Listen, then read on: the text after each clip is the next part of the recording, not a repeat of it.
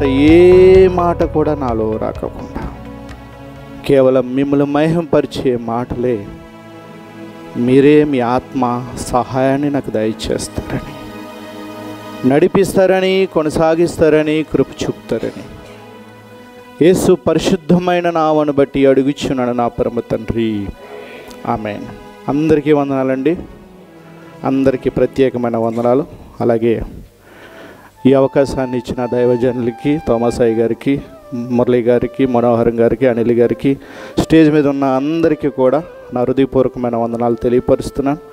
అలాగే కూడి వచ్చిన విశ్వాసులందరికీ కూడా నా హృదయపూర్వకమైన వందనాలు తెలియపరుస్తున్నాను. ఒక విలువైన సందేశాన్ని విందాం. ఈ రోజునంతా కూడా మటల ఆదివారం. అంటే ఒక పరిచయంగా కొన్ని మాటలు విని రెండో భాగం సందేశానికి వెళ్దాం. చాలామంది ఆయు స్థానిక సంఘాలు మట్టలు తెచ్చి ఓషన్న, ఏసన్న, జయం జయం అని ప్రొద్దుటే తిరుగుతూ ఉంటారు. అలా తిరగటం వల్ల ఆయన జ్ఞాపకాలు మనం జ్ఞాపకం చేసుకుంటున్నాం. ఏం జ్ఞాపకం చేసుకుంటున్నాం? ఆయన జ్ఞాపకాలు మనము జ్ఞాపకం చేసుకుంటున్నాం. కాబట్టి పరిచయంగా దీన్ని ద హోలీ వీక్ ఏమంటారంటే పరిశుద్ధమైన వారము అంటారు. తర్వాత బసమ బుధవారం కానించి స్టార్ట్ అయిన ఈ 40 దినాల నుంచి ఈ రోజుని లాస్ట్గా చరిత్రలో ఎక్కువ శాతం లాస్ట్ వారంగా చెప్తారు దీన్ని. నిన్న సాయంత్రానికి, శనివారం సాయంత్రానికి యేసుప్రభు గారు ఎక్కడికి వచ్చేసారు? యెరూషలేముకి రావటం జరిగిపోయింది. వస్తానే ఆయన ఏం చేశాడంటే లాజరు గారిని సమాధిలో నుంచి ఆయన ఏం చేశాడు? బ్రతికించాడు. ఆ బ్రతికించిన లాజరు గారు కూడా తర్వాత చనిపోయారు. అది మైండ్లో పెట్టుకోవాలి. అంటే ఆయన చేస్తున్న అద్భుతమైన కార్యానికి వెళుతున్న ఒక సూచనగా మనకు కనబడుతుంది. తర్వాత ఇంకో మాట ఏంటంటే ఈ వారము, ఈ మటలాదివారం గురించి ప్రత్యేకమైన ఏంటంటే తాను భౌతికమైన శరీరము శిథిలమైపోతుంది. ఏమైపోతుంది? ఎవరు ఫోన్ చూడండి. మాస్టర్ క్లాస్ చెప్పినప్పుడు డిస్టర్బ్ అవుతే నన్ను 2 తాళ్ళమైన వంగబెట్టేవారు. ఏం చేసేవారు? ఆయన ఎక్కడ వంగబెట్టారు? 2 తాళ్ళమైన వంగబెట్టి ఇటికెట్టాడు. ఆయన ఏమెట్టాడు? ఇటికి. లెగిసాన ఈత జబ్బుతో కొడతామే. ఆ 2 తాయలమయ నుంచి ఏమో జరుపుతూ కూడా అటే వెళ్తుంది. లెగిసామా అయిపోయిందన్నమాట. గుర్రం మేస్టర్ అని ఉండేవారు. కేశవదాస్ పాలండి మా చెల్లి, మేమంతా అక్కడే చదువుకోవడం జరిగింది. 10th 9th అనుకుంటాను. కాబట్టి ఒక క్రమం కావాలి మనకి. మీరు క్రమంగా ఉన్నారనుకో కొద్ది నిమిషాల్లో మీకు వాక్యం చక్కగా అర్థమవుతుంది. క్రమం లేదనుకో, ఇక్కడికి క్రమాన్ని మీరు పాటించలేదనుకో అక్కడికి వెళ్ళక క్రమంలో ఉండవు. ఎక్కడ మనం చనిపోయిన తర్వాత ఓ దేశానికి వెళ్తాం, అక్కడ మనల్ని కూడా లీస్ట్లో చూసినప్పటికీ ఎక్కడ కూడా మనకి క్రమం అనేది దొరకదు. సరే, అది పక్కన పెట్టండి. దీన్ని ఏమన్నాము? పరిశుద్ధమైన వారం అన్నాం. ఇక్కడి నుంచి సోమ, మంగళ, బుధ, గురి ఈ 4 దినాలు కూడా ఆయన పడుతున్న వేతన, తర్వాత ఆయన తండ్రికి అప్పజెప్పబోతున్న రాజ్యాన్ని గురించి, లేకపోతే తన శరీరము శిథిలమైపోతున్న రాజ్యాన్ని గురించి, వధువు సంఘంగా సర్వలోకమంతా కూడా ఆయన రక్తము ద్వారా, ఆయన ప్రోక్షమైన రక్తము ద్వారా సర్వ మానవుల్ని కడుగుతున్న విధానాన్ని బట్టి కూడా చాలా వేదన పడిపోయాడు ఆయన. కానీ ఇక్కడ ఒక అధికారాన్ని చూపిస్తూ ఉంటాడు ఆయన. వెళ్ళి అక్కడ కట్టబడిన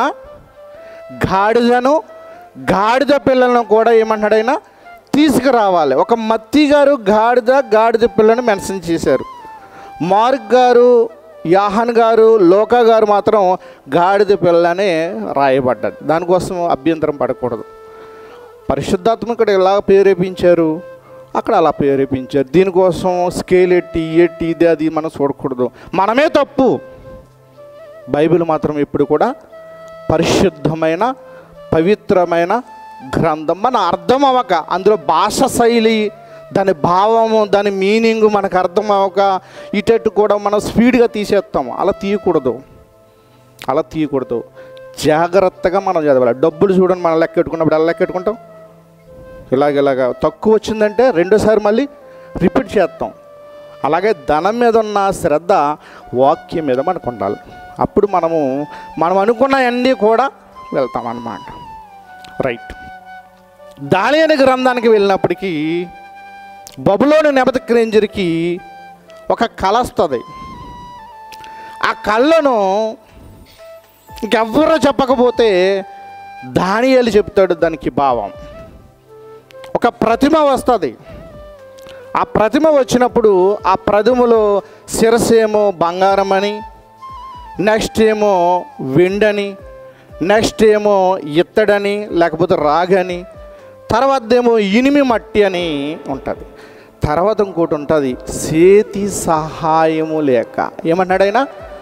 చేతి సహాయము లేక అమూల్యమైన ఒక రాయి వస్తుందంట. ఏం రాయి వస్తుంది? అమూల్యమైన రాయి వస్తుందంట. అంటే ఇక్కడ ఉన్న ఇశ్రాయేలు ప్రజలు, యూదులు ఎవరి బానిసత్వంలో ఉన్నారు? రోమా సామ్రాజ్యం కింద ఉన్నారు. అదంతా కూడా ప్రవచన ప్రకారంగా అలా నగ్గవచ్చిందే. కాబట్టి దాన్ని మనం ఆలోచించుకుంటే అప్పుడు అంటారు, చేతి సహాయం లేకోకుండా ఒక రాయి వస్తుంది. ఆ రాయి ఈ రాజ్యాలన్నిటి కూడా తుత్తునేముగా చేస్తుంది. అప్పుడు పరలోకపు తండ్రి దాన్ని స్థాపిస్తాడని దానియేలు బబులోను నెబుకద్నెజరుకి ఆ భావాన్ని తెలిపినప్పటికీ అక్కడున్న ప్రవచనం కూడా నెరవేరుతుంది. తర్వాత ఆదికాండం 3:15 ఉన్న ప్రవచనం కానించి మలాకి గ్రంథం 4 లాస్ట్ వచనం వరకు కూడా ఉన్న వేల ప్రవచనాలన్నీ కూడా శుక్రవారము నెరవేరబోతున్నాయి. అలా మన బైబిల్ దృష్టిలో పెట్టుకుని చదవాలి. కాబట్టి జకరియా గారు వయసు ఎంత అనుకుంటున్నారు? చెప్పాలి ఎవరన్నా. జకరియా గారి వయసు ఎంత? జకరియా గారి వయసు ఎంత? యవనస్తుడు. ఏమన్నాడు? ఇంచుమించు 20 నుంచి 27 సంవత్సరాల వయసులో ఎన్నో దర్శనాలు చూశాడు ఆయన. కానీ 9వ అధ్యాయానికి వచ్చినప్పటికీ ఆయన అంటున్నాడు, సియోను నివాసులారా మీరు సంతోషించండి. ఏమన్నాడు ఆయన? సంతోషించండి. ఎందుకు సంతోషం యెరూషలేములోను? ఎందుకు సంతోషము? ఎందుకు సంతోషం? బానిస అనే జీవితాన్ని నుంచి పరిపూర్ణమైన జీవితానికి వెళ్ళిపోతున్నాం. ఎక్కడికి వెళ్ళిపోతున్నాం మనము? బానిస అనే జీవితాన్ని నుంచి, అపవాదం నుంచి, అపరాధముల చేత నుంచి, ఇంకా చెప్పుకొస్తే మనలో ఉన్న కల్మషం అంతా కూడా ఆయన రక్తము దగ్గరికి వెళ్ళిపోతుంది. రక్తము దగ్గరికి వెళ్ళిపోతుంది. ఇదంతా పరిచయమే, ఇంకా సందేశానికి వెళ్ళలేదు నేను. కాబట్టి మనము ఈ రోజుని మట్లాదివారం అని మనం చదువుతున్నప్పుడు ప్రభు దేహము శిథిలమైపోతున్నది అన్నది మనం గుర్తుపెట్టుకోవాలి. రెండో విషయం ఏంటంటే జకరియా గ్రంథము 9:9 ఉన్న ప్రవచనం కూడా నెరవేర్చబడుతుందని మనం గుర్తుపెట్టుకోవాలి. మూడో విషయం ఏంటంటే 113వ కీర్తనగా నుంచి 118వ కీర్తన వరకు కూడా పస్కా కీర్తనగా ఇశ్రాయేలు ప్రజలు పాడుకుంటారు అన్నది కూడా మనం గుర్తుపెట్టుకోవాలి. ఇవన్నీ మనసులో పెట్టుకుని మన వాక్య ధ్యానానికి వెళితే చక్కగా మనకు అర్థమవుతుంది. ఎలా అర్థమవుతుంది? చక్కగా అర్థమవుతుంది. అంటుబొండు ఇలా ఒలిచి చక్కగా తిన్నట్టుంటుంది. ఒక్కొక్కరు కంగారు పడిపోయి తొక్కదొరు తినేస్తూ ఉంటారు. దరిద్రం అన్నమాట. అంటే ఇంకా అది వెళ్తుందా లేదా అని లేదు, ఇంకా అలాగా ఉంటారు. అందుకని మనం చక్కని రీతిలో మనం చూసుకోవాలి. నెక్స్ట్ విషయము, మార్కు సువార్త 11 అధ్యాయము 1 నుంచి 11 వచనాల వరకు కూడా మార్కు గారు రాస్తున్నారు. తర్వాత మత్తయి సువార్త 21 నుంచి మనం చూసుకుంటే 1 నుంచి 11 వచనాల వరకు కూడా మత్తయి గారు రాస్తున్నారు. యోహాను సువార్త 12 అధ్యాయము మైబీ 12వ వచనం కానించి 15వ వచనం వరకు, లేకపోతే లోక సువార్త ఇందాక చదివాం కాబట్టి మనకవి తీయట్లేదు. వెళ్దాం, మార్కు సువార్తకు వెళ్దాం. రండి, మార్కు సువార్తకు వెళ్దాం. మార్కు సువార్తకు వెళ్ళి ప్రభు మాటలు నేర్చుకుందాం. తర్వాత 118వ కీర్తనకి వెళ్దాం. మార్కు సువార్త 11 అధ్యాయానికి రండి. మార్కు సువార్త 11 అధ్యాయానికి రండి. 1 నుంచి 11 వచనాలు ఉన్నాయి, కానీ ఇవన్నీ కూడా మనం చదవాలంటే సమయం సరిపోదు కనుక 7వ వచనం కానించి చదవండి.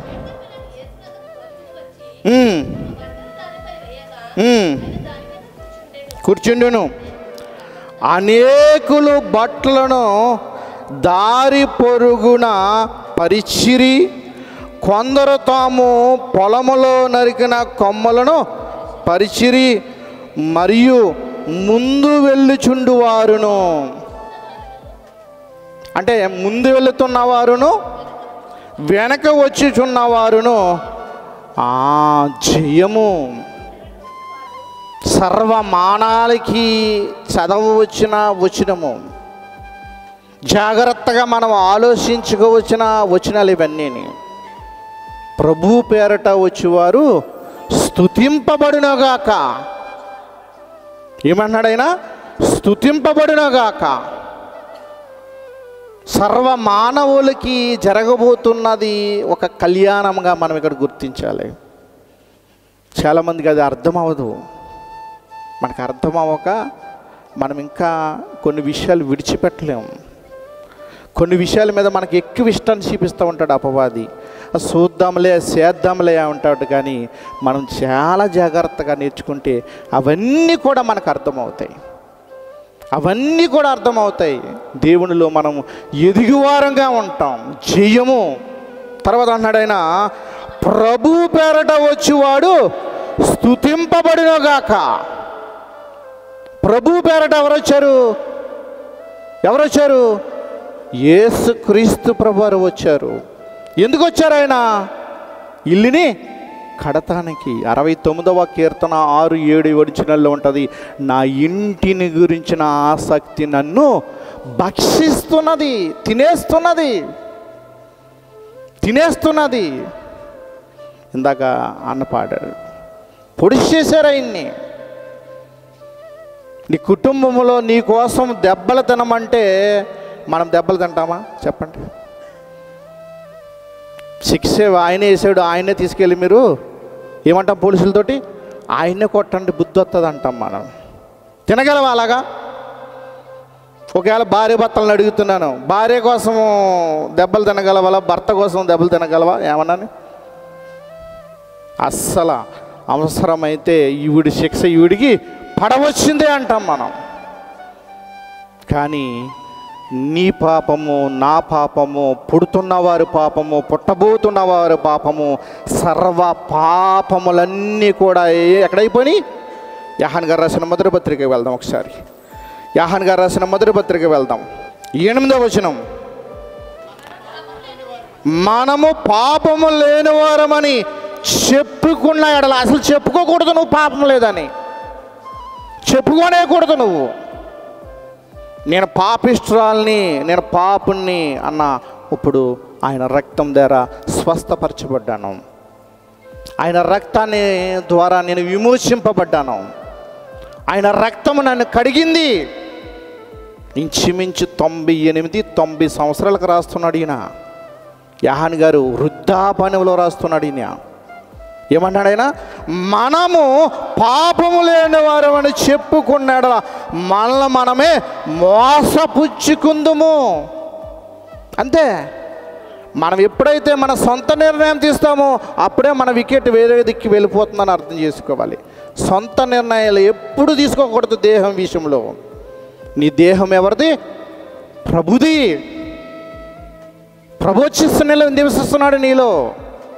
యేసుక్రీస్తు ప్రభువారు నీలో నివసిస్తున్నాడు. అల్టిమేట్గా ఎప్పుడైతే నువ్వు బాప్తిసం తీసుకున్నావో, ఎప్పుడైతే నీ సంఘ కాపరి చేత, స్థానిక సంఘంలో ఉన్న కాపరుల చేత బాప్తిసం పొందామో, అప్పుడు ఆయన నిన్ను దేవాలయముగా నిన్ను కట్టేసుకున్నాడు. ఆయన ఏం చేశాడు? నిన్ను దేవాలయముగా నిన్ను కట్టేసుకున్నాడు. ఆయన దేవాలయముగా కట్టుకున్న నీవు దినదినము కట్టబడాలి. ఏం చేయాలి? నువ్వు దినదినము కట్టబడుతూ ఉండాలి. కట్టడం ఒకరోజు కట్టేశానండి, ఒకరోజు ప్రార్థన చేసేసానండి, ఒకరోజు ఇలా చేసేసానంటే నో, అసలు కుదరదు బైబిల్ దగ్గర. అది నువ్వు జీవితం నీ కంఠములో ఊపిరి పోయే వరకు కూడా ఆయనను స్తుతించుకుంటూనే వెళ్ళాలి.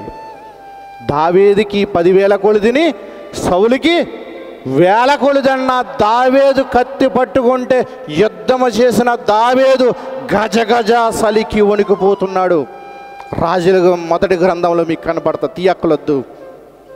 ఆవిడికి వెట్టి కోసం ఒక సునేమిరాలను తీసుకుని వస్తారు. ఏంటి? కత్తి పట్టుకుని తలలు నరికిన వ్యక్తే సలికి ఏం చేస్తున్నాడు? ఆయన వణికిపోతున్నాడు. ఎప్పుడైనా సరే మనం ఆయన దగ్గరికి వెళ్ళవలసిందే, మహానీయుడి దగ్గరికి వెళ్ళవలసిందే, నించోవలసిందే. కాబట్టి మనలో ఏముంది? పాపం ఉంది. ఆ పాపం ఎవరి ద్వారా విమోచింపబడ్డది? ప్రభు ద్వారా విమోచింపబడ్డది. ఆ పాపం ద్వారా నీకేమొచ్చింది? రక్షణ వచ్చింది. నీ దేహానికి నీవే ఉత్తరవాదువు, పక్కోలు కాదు. భార్యే, భర్తే. భర్త తప్పు చేస్తే వెళ్ళలేడు, భార్య తప్పు చేస్తే వెళ్ళలేరు. కాబట్టి పక్క వాళ్ళు చూసుకుని మనము నడుస్తాం. అది అస్సలు దరిద్రం అన్నమాట. అది అస్సలు క్రైస్తవ లక్షణాల్లో ఉండనేకూడదు. నెక్స్ట్ అంటాడు ఆయన, కాదమ్మా, మనము పాపములను మనము ఒప్పుకున్న ఎడల ఆయన నమ్మదగిన వాడును నీతిమంతుడు కనుక ఆయన మన పాపములను క్షమించి సమస్త దుర్నీతి నుండి మనల్ని పవిత్రులుగా చెయ్యను. పాలుతో చూడండి, ఎప్పుడైనా గిన్నెలు పాలు వేసి చూడండి, మురికి నీళ్ళు ఎత్తుకొచ్చేయండి, మన జీవితాలు అలా ఉంటాయి. మురికి వాటర్ అట్టుకొచ్చేయండి, కాళ్ళ వాటర్ అట్టుకొచ్చి పాలు వేయండి, ఒక ఫోటో తీయండి, రోజు చూసుకుంటూ ఉండండి నీ జీవితం ఎలా ఉన్నదో. నువ్వు ఎలా కట్టబడాలో చూస్తూనే ఉండాలి. సియోను రాజు ఎలా కడుతున్నాడో చూద్దాం. ఎపిసోడ్ రాసిన పత్రిక 2వ అధ్యాయము 19వ వచనం. కాబట్టి మీరిక మీదట పరజనులను పరదేశులై ఉండక పరిశుద్ధులతోనూ యాక పట్టణస్థులను దేవుని ఇంటి వారై ఉన్నారు. ఏమై ఉన్నారు మీరు? దేవుడు వచ్చి మీలో నివసిస్తున్నాడు. ఎవరు వచ్చి నివసిస్తున్నారు మీలోను? దేవుడు వచ్చి నీలో నివసిస్తున్నాడండి. మట్లాదివారంలో ఈయన వచ్చిన వాక్యం అండి. దేవుడు నివసిస్తున్నాడు. ఎవరి ద్వారా వచ్చారు? ప్రభువైన యేసుక్రీస్తు ద్వారా రావటం జరిగింది. పరిశుద్ధాత్ముడు నీకు నిలయంగా నీలో వచ్చేసాడైనా. నీకు అర్థమవట్లేదు. నిన్ను శుభ్రపరిచాడైనా, నిన్ను పవిత్రులుగా చేశాడైనా, పరిశుద్ధముగా. ఏమన్నాడైనా? మళ్ళీ చదవండి. కాబట్టి మీరిక మీదట పరజనులను పరదేశులై ఉండక పరిశుద్ధులతో యాక పట్టణస్థులను దేవుని ఇంటి వారై ఉన్నారు. క్రీస్తు యేసే ముఖ్యమైన మూలరాయి అయి ఉండగా అపోస్తులను ప్రవక్తలు వేసిన పునాది మీద మీరు కట్టబడుచున్నారు. వాళ్ళేశారు. ఏంట పునాది? బైబిల్. మత్తయి నుంచి ప్రకటన వరకు వాళ్ళేశారు. ఆది నుంచి మలాకి వరకు వాళ్ళేశారు. లోకరక్షకుడు వస్తాడు. ఆ లోకరక్షకుడు ద్వారా నీకు విమోచన. గట్టిగా తప్పులు కొట్టేసి ఒక ఆయన ప్రసంగం చేస్తున్నారండి. పెద్ద ఆయనే గాడిద వస్తుంటే 4 కాళ్ళు 4 సువార్తలు అంట. 2 చెవులు ఉంటాయి కదా, ఒకటి పాత నిబంధనము, ఒకటి కొత్త నిబంధనము అంట. అక్షర జ్ఞానము తెలియకపోతే అలా పొరపాటు మన మీద అప్లై చేస్తామంటారు. తప్పండి. 4 కాళ్ళు 4 సువార్తలు కాదండి, గాడిదను తీసుకున్నాడు. ఎందుకు గాడిదను తీసుకున్నారు ఆయన? రాజుల మొదటి గ్రంథము మొదటి అధ్యాయంలో మనం చూస్తే సొలొమోను మహారాజుని దేని మీద ఊరేగిస్తున్నాడు ఆయన? కంచరి గాడిద మీద ఊరేగిస్తున్నారు. ఎవరు? దావీదు వృద్ధాపానంలో ఉన్నప్పుడు నా కుమారుణ్ణి చూద్దాం, ఒకసారి చూడండి, వెళ్దాం, అవసరం వచ్చింది కాబట్టి వెళ్దాం. మొదటి రాజుల గ్రంథంలో 32వ వచనం. అప్పుడు రాజైన దావీదు యాజకుడైన సదోకును ప్రవక్తైన యోనాతానును యెహోయాద కుమారుడగు బెనాయిను నా యొద్దకు పిలవమని సెలవుగా వారు రాజు సన్నిధికి తీసుకుని వచ్చిరి. అంతటా రాజు, మీరు నా ఏలవాడగు నా సేవకుని పిలిపించుకుని పోయి నా కుమారుడైన సొలొమోనును కంచరి గాడ మీద ఎక్కించి గిహోనుకు తీసుకుని పోవాలి. గుర్రాలు లేవా వాళ్ళ దగ్గర? గుర్రాలు లేవా? ఒంట్లు లేవా? చాలా సంపద వచ్చింది దావీదుకి. కత్తి పట్టుకున్నాడంటే మొత్తం రావచ్చిందే. ఎవరున్నారు దావీదులో? దేవుడున్నాడు, దేవుడున్నాడు. ఈ ప్రవచనం ఎక్కడ నెరవేరుతుంది? మత్తీ గారు రాస్తున్నారు. ఈ ప్రవచనం ఎవరు రాస్తున్నారు? లోకా గారు రాస్తున్నారు. ఈ ప్రవచనం ఎవరు రాస్తున్నారు? యోహాను గారు రాస్తున్నారు. ఈ ప్రవచనం ఎవరు రాస్తున్నారు? మార్క్ గారు కూడా రాస్తున్నారు. అది ఇక్కడ జరుగుతున్న ఈ పునాది అంతా కూడా కట్టడం కొత్త నిబంధనలో మనం చూస్తామండి. అలా కంచరగాడి మీద తీసుకుని రావటం జరిగింది. రండి, ఎఫెసీయులకు రాసిన పత్రిక రండి, 20వ వచనమమ్మ. క్రీస్తు యేసు ముఖ్యమైన మూలరాయి అయి ఉండగా అపోస్తలులను ప్రవక్తలను వేసిన పునాది మీద మీరు కట్టబడి ఉన్నారు. తర్వాత ప్రతి కట్టడమును ఆయనలో చక్కగా అమర్చబడి. ఇది ఎవరు చెప్పలేదేమో, క్రీస్తు ప్రభువారు నీలోకి వచ్చేసారు. క్రీస్తు ప్రభువారు నీలోకి వచ్చారు. నువ్వు అబద్ధం ఆడినప్పుడల్లా హృదయం నొచ్చుకుంటుంది. ఏం చేస్తుంది ఆయన హృదయం? నా కుమార్తె ఎప్పుడు వస్తుంది నాలోకి, నా కుమారుడు ఎప్పుడు వస్తాడో నాలోకి, ఎప్పుడు నీతిగా సత్యాన్ని మాట్లాడతాడు, ఎప్పుడు చక్కగా క్రమముగా అటెన్షన్లో ఉంటాడు. ఇవన్నీ కూడా నీలోకి వచ్చేసాడు ఆయన. ఏమన్నాడు ఆయన? ప్రతి కట్టడము. కట్టడం అంటే మళ్ళీ గోళ్ళు అనుకోకండి, నీవే నీవే నీవే. తర్వాత ఆయనలో చక్కగా అమర్చబడి ప్రభునందు పరిశుద్ధమైన దేవాలయం ఒకటకు వృద్ధి పొందుచున్నది. మొదటి వారం ఫస్ట్ సంవత్సరం కీర్తనలు చెప్పావు, 2వ సంవత్సరం అయ్యగారు 15 నిమిషాలు ఇస్తారు, 3వ సంవత్సరం 40 నిమిషాలు ఇస్తారు, 4వ సంవత్సరం అలా ఎదుక్కుంటూ వెళ్ళిపోవాలి. అది ఎదగటం అంటే ఏంటి? వాక్యంలో ఎదగాలి. మనం ఇందులో ఎదగం, ఎక్కువ మాట్లాడటంలో ఎదుగుతాం. ఏమంటారు ఆయన? పిల్లలకి ఎవరిని తీసుకెళ్తారు? మాటగారిని తీసుకెళ్తారు. 2 మాటల్లో సెట్ చేసేస్తాడు ఆయన. అవునే కాదా? అవునా కాదా? పిల్లలకి ఎవరు తీసుకెళ్తారు? పెద్దల్ని.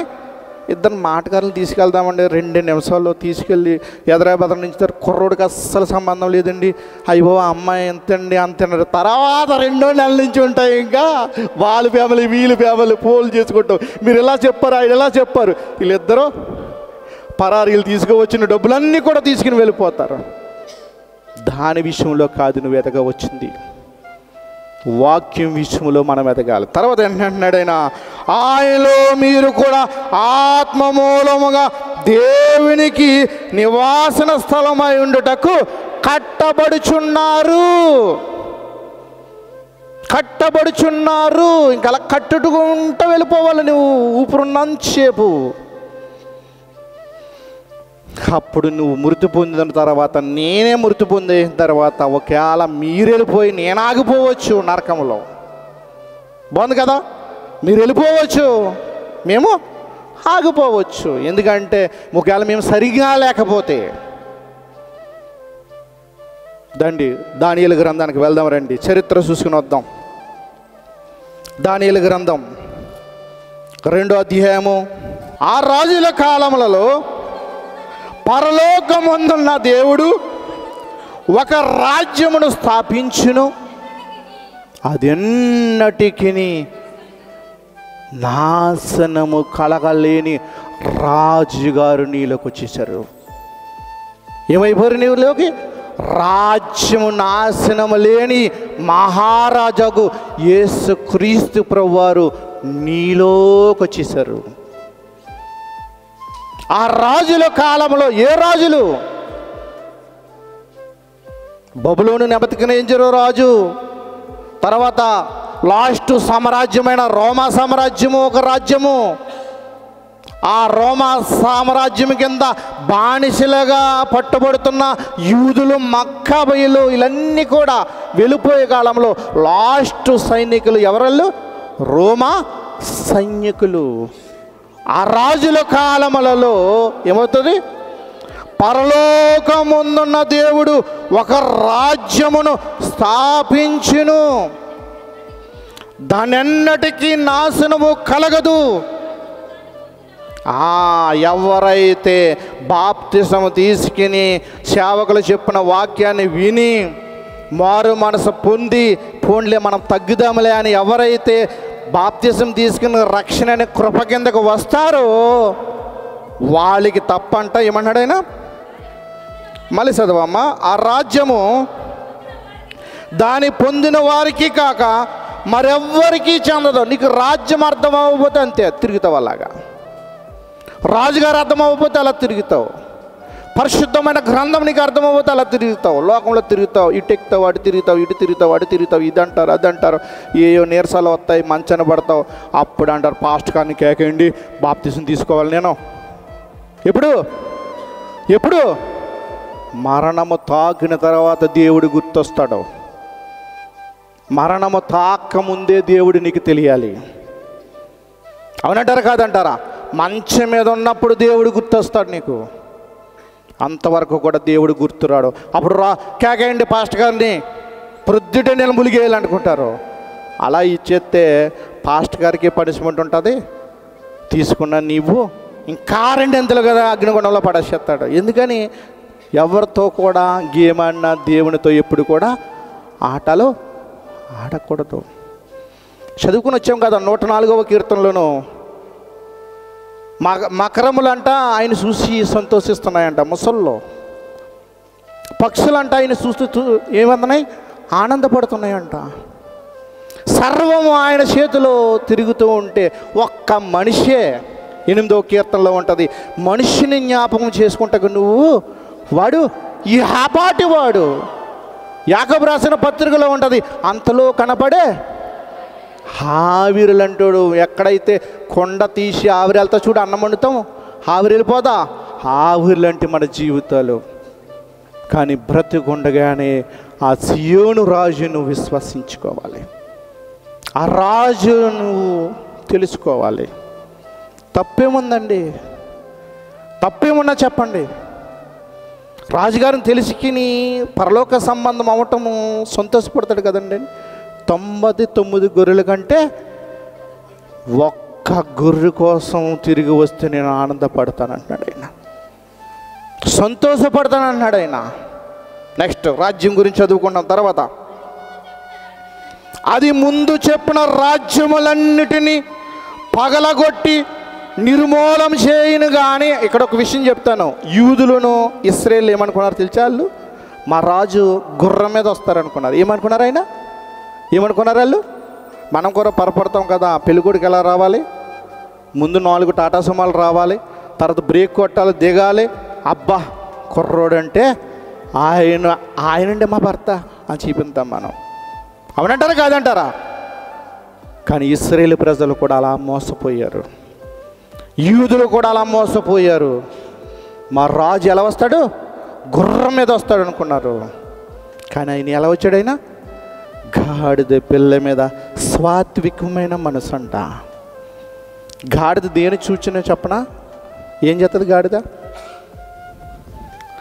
బరువులు మోస్తుంది. మన భారాలన్నీ ఆయన మోసాడు. అవునంటారా కదంటారా? మన భారాలన్నీ మోసాడు. తెలియక తప్పు చేస్తాం, తెలిసి తప్పు చేస్తామండి. దావీదునే బెస్సబా పడిపోయింది, ఇందాక చిట్టుబో గారు చెప్పారు. అవునంటారు కదా అంటారా? రాజునే పడేసింది ఎవరు? సాతాను. మనం ఎక్కడండి? ఎక్కడికి వెళ్ళిపోతామండి?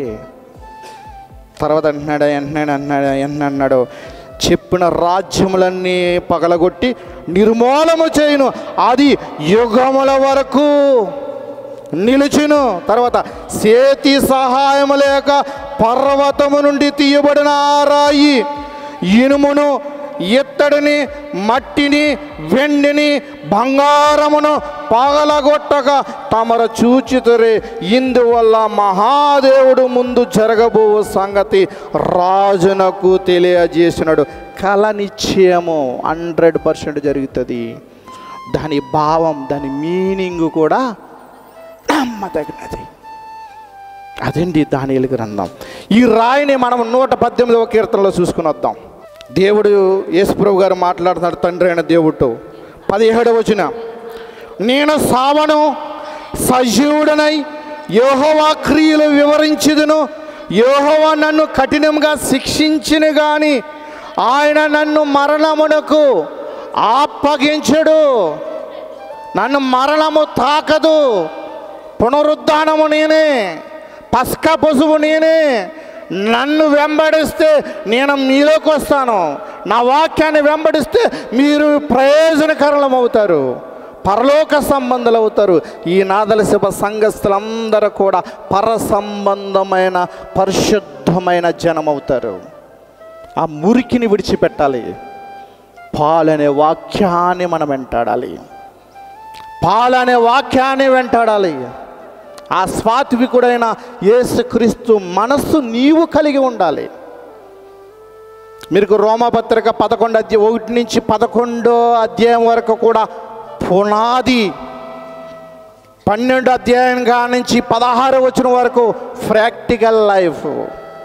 నువ్వు అనుసరించవచ్చిన కట్టడం అది. నువ్వు అనుసరించవచ్చిన కట్టడం అది.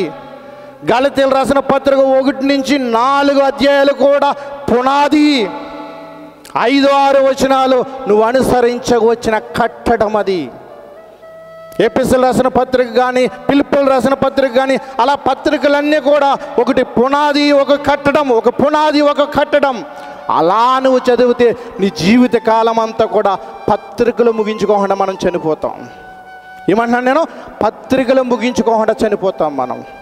ఈలోగా ప్రభువే తీసేసుకుంటాడు నిన్ను. అలా మనం చదివి దేవుని స్తుతించాలి. నువ్వు చదవటం వల్ల నీకే ప్రయోజనము, ప్రభుని తెలుసుకోవడం వల్ల నీ దేహానికే ప్రయోజనము. రండి 118వ కీర్తనలో ఉన్నాము. తర్వాత 22వ వచనం, ఇల్లు కట్టువారు నిషేధించిన రాయి మూలకు తలరాయను, అది యెహోవా వలన కలిగినది, అది మన కన్నులకు ఆశ్చర్యము. ఎప్పుడది శుక్రవార దినం గురించి మాట్లాడుతున్నారు యేసుప్రభు గారు. ఇది యెహోవా ఏర్పాటు చేసిన దినము, దీని యందు మనము ఉత్సాహించి సంతోషించుదము. 25, యెహోవా దయచేసి నన్ను రక్షించుము, యెహోవా దయచేసి అభివృద్ధి కలిగించుము. యేసుప్రభు గారు మాట్లాడుతున్నారు. యేసుప్రభు గారు మాట్లాడుతున్నారు తండ్రి అయిన దేవుడితో. నన్ను రక్షించుము అన్నాడు. చుట్టుపక్కన ఉన్న ఏమంటారు అట్లని ఏవి కానీ 22వ కీర్తనలో మనం చదువుకుని వస్తాం. 24వ అధ్యాయం కీర్తనలో కూడా మనం చదువుకోవచ్చు పస్కా కీర్తనగా. చుట్టుపక్కన ఉన్న వాళ్ళందరూ కూడా ఆయన ముసిరి వేశారు. ప్రధాన యాజకులు, కయప, వీళ్ళందరూ కూడా ముసిరి వేశారు ఆయన్ని. నువ్వెలా రాజువు, నువ్వెలా దేవుడువు, నువ్వు దేవుడు కుమారుడువా, మనుషుడు ఎలా దేవుడు అవుతాడని ఆ జ్ఞానంలో ఉన్నారు యూదులంతా. కానీ మనం అనుకోవాలి ఆయన నిజమైన దేవుడు, దేవుని కుమారుడు. పరిశుద్ధంగా ఆలోచిస్తే పరిశుద్ధమైన ఆలోచనలు వస్తాయి. అపవిత్రంగా ఆలోచిస్తే అపవిత్రంగానే ఆలోచిస్తాయి. మనం ఎప్పుడు కూడా ఒక్క కోణం చూడకూడదండి. బాగా చెప్తాను, గుర్తుపెట్టుకోండి. ఎప్పుడు ఒక్క కోణం ఎప్పుడు చూడకూడదండి.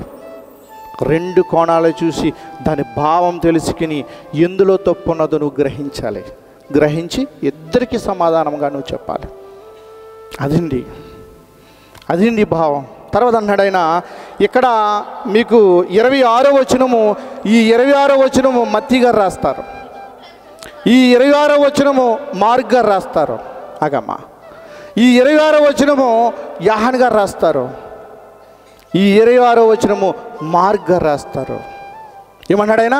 యెహోవా పేరట వచ్చువాడు ఆశీర్వాదం పొందునుగాక, యెహోవా మందిరం నుండి మిమ్మల్ని దీవించుచున్నాము, యెహోవాయే దేవుడు, ఆయన మనకు వెలుగును అనుగ్రహించాడు, ఉత్సాహ బలి పశువుల త్రాళ్ళతో బలిపీఠపు కొమ్ములకు కట్టడి. సంతోషము.